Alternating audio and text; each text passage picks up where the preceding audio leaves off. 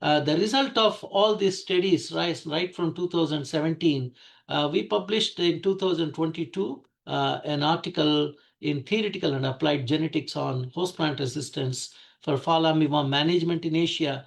What's the relevant status and prospects for both Africa and Asia?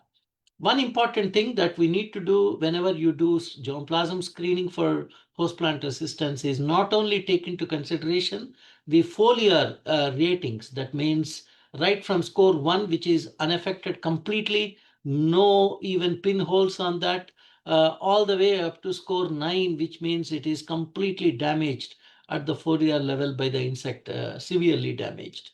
Not only foliar responses, but also the ear responses need to be recorded under artificial infestation. Right from score 1, that means absolutely no effect, to score 9, where all the kernels were eaten away by the fall armyworm, because the insect can bore through the silk as well as through the ear husk and then cause extensive damage. This data recording is very critical. Don't look at only foliar data, but also the ear data. If you look at the foliar data, you can see CML 71, CML 338, CML 444. CML means CIMMYT maize line. CML 574, CML 338, CML 71 offer excellent even foliar responses under artificial infestation compared to, you can see here, a drought tolerant inbred line, which is highly vulnerable to fall armyworm, or a CML 395, which is an elite line. So using these robust protocols, we identified a set of inbred lines which are excellent against fall armyworm and distributed globally: Africa, Asia, Latin America, North America, even Europe, all the way up to Australia. These are the number of institutions, and these are the number of countries. So you can see 92 institutions from 34 different countries have benefited out of this germplasm. The second most important thing to do is, once you have a highly promising hybrid that is identified through choice trials, where hundreds of entries are grown within the screen house, you have to also set up a no choice trial. No choice trial means one big screen house divided into 2 or 3 different partition, and each of this chamber will be growing only one entry, and each and every plant in that chamber, that means even 30, 40 rows of a hybrid, are infested at the foliar and reproductive stage, and then you record the response. That means there is no confounding effect of any other germplasm, any other entry. And under such conditions, how does your entries respond? Either the insect has to survive and eat, or it has to perish. So under such conditions, you can see here the fall armyworm tolerant CIMMYT hybrids absolutely clean in such no choice trials, compared to susceptible commercial checks which are severely defoliated. You will hardly get even less than 1 ton per hectare. And even if you get some grain, it will be highly contaminated with insect eating. On the other hand, you see here how the fall armyworm hybrids are performing. So, and then when you look at the yield data from those no choice trials, this is how clean are the ears compared to the insect eaten ears, if at all they are there. First of all, the yield is severely penalized. Second is, even if the yield is obtained, the grains are very much prone to susceptibility to various other fungal infections. So through this strategy, in December 2021, we released the first set of fall armyworm tolerant white maize hybrids for Africa. And now Kenya, Ethiopia, South Sudan, Zambia, Malawi, Ghana, and Zimbabwe have not only already released these hybrids, but they are now commercializing through seed companies. Similar national performance trials are ongoing in several countries in Asia. My request to the Philippines colleagues is to get this germplasm, evaluate it under local conditions, and start releasing fall armyworm tolerant native genetic resistant materials. So we have now, as I told, intensive screening being undertaken at CIMMYT Hyderabad under fall armyworm artificial infestations. Already a total of over 138 and inbred lines identified to be tolerant after rounds of screening. Over 30 breeding populations with Falamiwarm resistant donors have been generated and used in our breeding programs.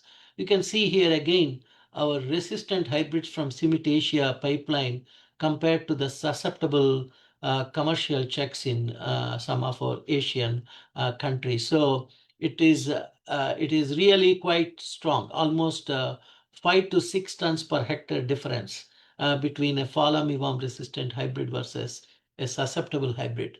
The question that we need to ask next is what causes this native genetic resistance? A range of characters, right from morphological traits, physiological traits, biochemical traits, and even molecular basis of native genetic resistance is increasingly being understood, including proteins related to, for example, cysteine protease, or beta caryophyllin. It's a terpenoid molecule or a secondary metabolite. So a number of genes, including those in terpenoid biosynthesis, flavonoid biosynthesis, have been identified. So it's not only non-preference, but also antibiosis that you see. Non-preference is because of leaf thickness, high trichome density, tight husk cover. Those are typically contributing to non-preference of those hybrids. And these secondary metabolites, including phenylpropanoids, caryophyllins, etc., they cause antibiosis. So we are now increasingly understanding the basis for native genetic resistance to Falamiwarm and what inbred lines offer what sort of mechanism. For example, CML71 not only shows good antibiosis, but also good non-preference for feeding. Whereas CKSBL, that is a Simit Kenya stem borer resistant line, showed excellent antibiosis on leaves, besides non-preference for feeding on leaves, silks, and ears. So several national partners have started using these materials in breeding for native genetic resistance to Falamiwarm, including colleagues in Ghana, including colleagues in India, Zimbabwe, and the list is several countries. So I'm just showing you glimpses of this. Coming to the BT maize, there are, of course, BT maize projects which are implemented in Africa in collaboration with Bayer, with African Agricultural Technology Foundation in 5 different countries in Africa. BT maize has been already released in not only in South Africa, but also in Nigeria, and recent approvals are also coming up in Ethiopia. So this is what we call as the Taylor maize. It's a Monate 9034 BT maize, which can offer resistance to Falamiwarm as well as stem borer. In Asian context, BT maize has been in cultivation in Philippines since 2003, in Vietnam since 2015, in China it has been recently released, in Pakistan they are being tested. So there are a number of countries in Asia too which are beginning to grow or give approvals for BT maize hybrids. But one thing one has to be very careful about when we are talking about BT maize is insect resistance management. Already we are seeing in China and in many other countries insecticide resistance characteristics in several of the Falamiwarm populations that are invading this country. So robust insect resistance management has to be a key component of an integrated pest management strategy, especially if you are relying on BT maize. You have to prevent or mitigate the onset of resistance. You have to better understand the population dynamics of Falamiwarm and resistance profiles across the region to guide our response strategy. But if I have to manage Falamiwarm, whether it is in Africa and Asia, in a much better way, I won't rely only upon BT maize. I will rely on native genetic resistance too, because native genetic resistance is a polygenic trait compared to a BT maize, which is typically monogenic or oligogenic nature. So together with Bruce Tabashnik, the guru of insect resistance management, we came up with an article on how can we sustainably improve control of Falamiwarm. So where we recommended clearly use BT maize with other pest management methods, including native genetic resistance as a part of your IPM plan. Avoid single toxin BT crops. go for BT maize pyramids and things like this. So I would certainly prefer a BT gene to be incorporated within a native genetic resistant background rather than a susceptible background. So the resistance allele frequency of fall armyworm are changing for CRY1, CRY2, VIP3A. There are patterns of cross resistance. There are fitness costs associated with resistance. So that's the reason why new BT toxins are also being probed by several institutions within Asia. One more aspect is genome editing for fall armyworm management. The fall armyworm Spodoptera frugiperda has been sequenced. The genome has been sequenced. Genes responsible for various critical reproductive functions have been now identified in fall armyworm. So this would provide an opportunity to create fall armyworm populations it's like for providing mating disruption and release that in environments. That could be one potential strategy. A number of such functional genes have been characterized in Spodoptera frugiperda in recent years. Look at this paper in 2024. An array of genes have been identified affecting different aspects: chemosensory regulation, recognition, biosynthesis of female sex hormones, pheromones, sex determination and reproduction, growth and development, spermatogenesis. There are a number of gene functions that have been identified. So in summary, friends, both conventionally derived and BT-based resistant maize varieties have their own importance in fall armyworm management. We do need to intensify breeding activities in South and Southeast Asia for developing elite maize germplasm with fall armyworm resistance and fast track the deployment of fall armyworm tolerant elite maize hybrids.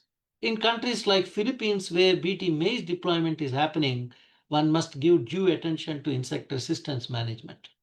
And it is certainly possible to achieve synergies between host plant resistance and other IPM approaches for eco-friendly management of fall armyworm. Thank you so much. Thank you very much for the presentation, Dr. Prasanna. Should we head to Dr. Christian? Sure. Or okay, so Dr. Samira will be the last presenter. So let's proceed to our fourth speaker. We have with us Dr. Christian Thierfelder. He is a principal cropping systems agronomist at CIMMYT, specializing in conservation agriculture or CA systems research across Southern Africa. He led CA research and implementation projects in Malawi, Mozambique, Zambia, Zimbabwe, and Namibia since 2004. His work focuses on adapting CA systems, cultural practices, and appropriate scale mechanization to the conditions of smallholder farmers. Ladies and gentlemen, let's welcome Dr. Christian Thierfelder. Hello, everybody. Thank you so much. Can you hear me properly? Yes, sir, loud and clear. Wonderful. Then let me continue with my presentation. I'm not a fall armyworm specialist, I must say, but I specialize in cropping systems research. And that has a good reason in this presentation. So when we observed in 2016-17 the emergence of cropping issues with fall armyworm, as you can see from this map, we were puzzled by differences in cropping systems, how they responded to fall armyworm. And that was an interesting aspect that we wanted to explore further. Because, you know, for most smallholder farmers that I'm dealing with, one of those very highly sophisticated control options, BT, are probably out of reach. But cropping systems, if combined with, for example, resistant or tolerant maize varieties, could be a combined control strategy. So when the pest arrived in this area, the immediate reaction by governments was chemical control. They panicked. They all bought pesticides. often insecticides that did not even work for fall armyworm and were not actually released for that purpose. So some of the responses were not very encouraging. The damage was horrible in some areas, and some of the yield penalties that were portrayed by several researchers were enormous. Yield losses between 20 and almost 70% were postulated, but the reality is actually slightly different. Control methods based on agronomic strategies are probably more affordable for resource-constrained smallholders.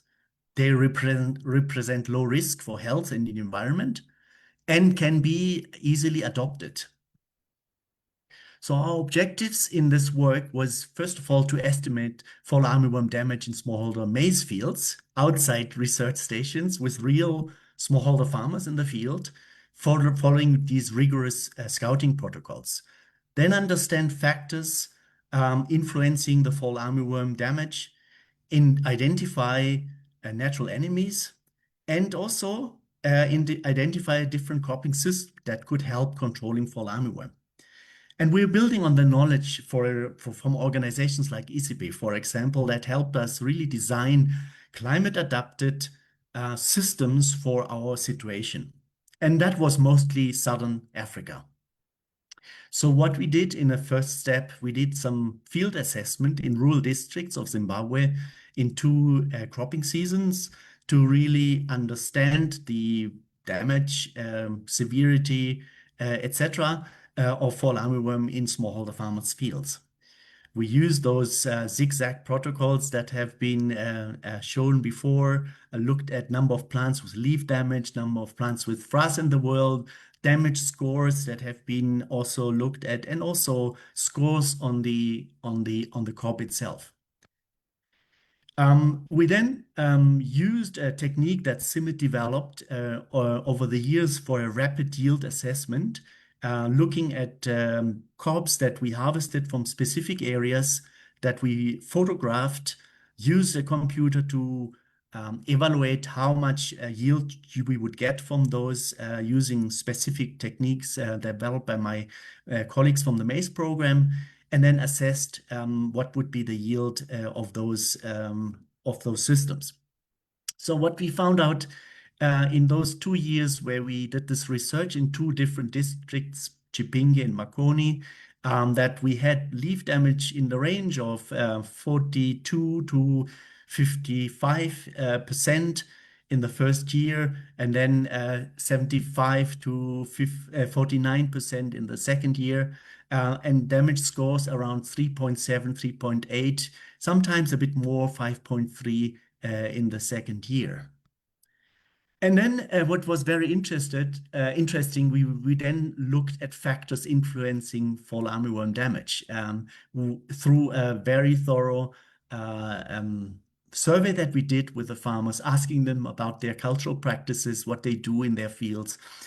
We found, interestingly, very little effect of those pesticides that were applied at that time. Now we have better pesticides that can control, but at that time, no effect. Even the presence of hedgerows or pumpkin intercropping did not lead to any positive effect on fall armyworm. Instead, for example, pumpkin leaves could be a hiding place for the moss or hedgerows from where they migrate into the maize stands. And some maize varieties showed a little bit of control, some absolutely not. And that's actually when we've become very, very grateful for the work that Prasanna and his team did. Then rotations with legumes or fallows were very beneficial, especially with legumes. Conservation agriculture, a cropping system based on minimum soil disturbance, crop residue retention, and crop diversification was very effective. A balanced fertilization was good. Application of composts, of frequent weeding, or early planting were medium to well in controlling fall armyworm damage. We also tried to estimate the actual yield loss that we would get with different infestations. And what we found in those 2 years, only some 12% to 22% yield loss from the actual work. And when we just looked at the crops themselves, it was slightly lower. So those huge numbers that were initially put forward did not apply for our situation. That could be several reasons, but this was not as dramatic as everybody thought it would be. We then followed on to establish on-farm trials, replicated on-farm trials with different, what we call climate-adapted push-pull systems. Push-pull is a system that was developed by ICP. I'll talk about that in a minute. So we used crops that are common in the farming systems of Southern Africa and intercropped them with maize, with brachiaria hedgerows and without brachiaria hedgerows. And then we looked at what would be the effect of this. The push-pull system is a system basically developing two control mechanisms. One is this push that comes from a legume called Desmodium uncincatum, and the pull from a grass that attracts the fall armyworm out of the maize stand and helps with this double action of push and pull to control the pest. We interestingly found several legumes that reduced the damage. For example, cowpeas as an intercrop, or lablab or velvet bean, even groundnuts reduced the damage scores in the field. And that's actually what we wanted. We wanted crops that are available and are used by farmers in the fields to help us control fall armyworm. We also had traps in the field to really find the enemies or the positive insects that help us control fall armyworm. And it was interesting. Spiders, parasitoids, ants were measured in those two districts, and there were differences as well. In some districts, for example, ants were much more pronounced than in other districts. And some of the cropping systems also responded better to those, and we found more of them. So that made us think, what is actually helping us in controlling fall armyworm and what is actually not helping us. So ants were identified as one agent or one insect that really helped us in reducing the damage. The more ants we had, the better it was for the maize. Also parasitoids, although we did not establish such a clear relationship with those. It's a complex issue. What you need is animals, insects that attract, for example, the natural enemies. Here we have the alternative prey. These are insects that are good for attracting ants. And then we have the enemies. In this case, Formicida is ants. The more ants you have, the more we can actually increase the predation of the fall armyworm, which then reduces the damage. Some crops also had very strong volatiles, like in this case, velvet bean or mucuna, a green manure cover crop that was very strong in repelling the fall armyworm, that also reduced the fall armyworm damage.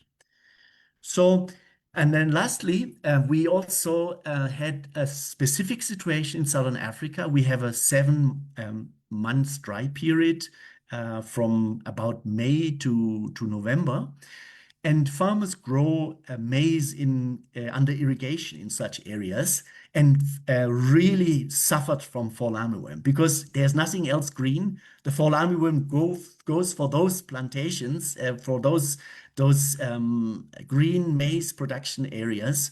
And they really said, well, we have damages of 50–80% in our maize and we can't sell our green maize anymore. So what we did, we put a few lures in those and basically trapped all fall armyworm females in those.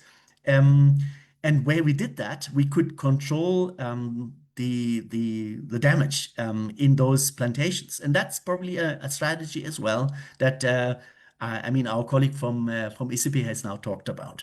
So in conclusion, several agronomic practices appear to influence fall armyworm infestation in smallholder conditions. Legume intercropping or strip cropping has been very beneficial. Conservation agriculture has been super effective. And organic amendments as well, because they increase the abundance of natural enemies. Those natural enemies, like the ants that I was talking about, help naturally control the fall armyworm. Some maize varieties appear to be more susceptible. We learned that from Prasanna no more in detail. Now we are a few years later. We have these tolerant varieties now that help, of course, in reducing. So combinations of the cultural practices and the good new elite varieties will really help us reduce those damages. And these technologies are in reach of smallholder farmers. There is a certain effect of seasonality. Some years were very dry, some very wet, and we found that this really makes a huge difference for smallholder farming areas and farmers' fields. In drought years, we had huge damage problems in some areas. Early planting is important. Frequent weeding as well, because often grasses in the stand are of the same nature. They're also cereals, and that's why fall armyworm can continue breeding on those. So if you weed continuously and have clean fields, you can control fall armyworm. Then crop diversification, as I said, is in any form beneficial because it will increase the diversity of not only one type of environment in agroecology. It brings in a whole range of new insects of various nature. And if nature is in balance, this is the best way to control an environmental pest like fall armyworm. Then finally, yield losses are seasonal, with perhaps an interaction with dry season, late planting, and high damage and yield loss. But this is really dependent on the seasonal situation that you are in and what we can expect from different types of seasons. So in retrospect, 4 or 5 years after the emergence, or it's even more than that now, it's 9 years now, we have adapted to the situation. We are not there like we are in Latin America, that everything is in balance, but we have new technologies, we have new varieties, we have intercropping strategies, and together they can work very efficiently in combination to control this damage, the damage of the fall armyworm. Thank you so much. Thanks for your presentation, Dr. Christian, for sharing with us those interesting insights from your research. Okay, now we can proceed with Dr. Samira's presentation. Dr. Samira, are you able now to share your screen?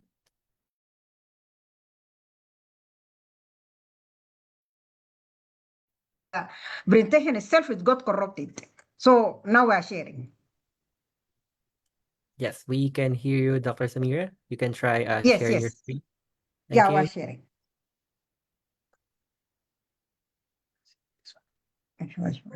Okay. You can see my presentation? Yeah, Yes. go ahead. Okay. Can you Okay. try it in full screen, please? Yeah, yeah, good, go ahead. Yeah, all right. Thank you. Okay. Okay. Thank you so much. Thanks, Bersana, for inviting me for this webinar. Thanks so much, much appreciated. And sorry for the technical problem. The presentation at the very last moment got corrupted, but I hope now it's fine. Okay. I am going to give a presentation on Berestoid, in particular focus on what we have done in East Africa, rather. Next, it's moving.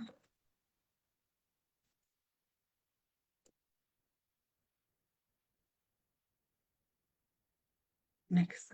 Okay.